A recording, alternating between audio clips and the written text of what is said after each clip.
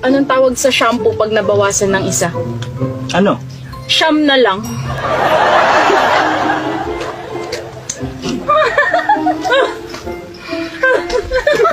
Anong tawag sa puno na hindi mo pwede akyatin? Ay, naku, may Ano? Nakatumba.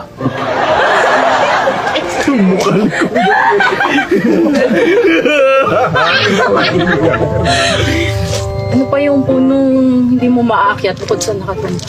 Ano? Putol. Bakit yung mga biik na baboy tuwing naglalakad, nakayuko? Bakit? Nahihiya sila. Yung nanay nila, baboy. Yung mukha ni Kuya.